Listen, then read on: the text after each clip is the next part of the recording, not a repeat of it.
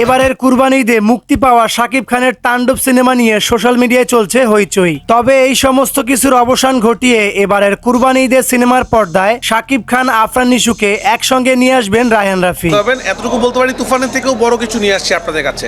তুফান 2-র আগে এটা আরেকটি কন্টেন্ট আমার, যেটাও ইনশাল্লাহ তুফানের মতো ব্র্যান্ড হয়ে যাবে। ইতিমধ্যে রায়হান রাফি তার ফেসবুক পেজে একটি পোস্ট করেছেন, আর সেখানে তিনি লিখেছেন, চিলে কান নিয়ে গেছে ভাবলে চলবে না, তার আগে কান স্পর্শ করে দেখতে হবে আদৌ কি কান নিয়ে গেছে কিনা। গুজব থেকে 1000 হাত দূরে থাকুন। পরিচালক রায়হান রাফি এই পোস্ট দিয়ে মূলত বোঝানোর চেষ্টা করেছেন, কে কি বললো সেটা দেখার বিষয় না।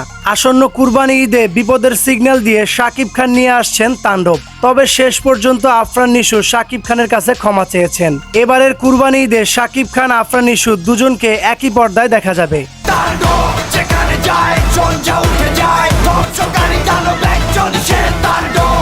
সবাইকে বরবাদ করে দিয়ে অ্যাকশন নির্মিত তাণ্ডব সিনেমা নিয়ে উপস্থিত হবেন এই ঈদে মেগাস্টার শাকিব খান। তাণ্ডব দেখার জন্য সবাই প্রস্তুত থাকুন।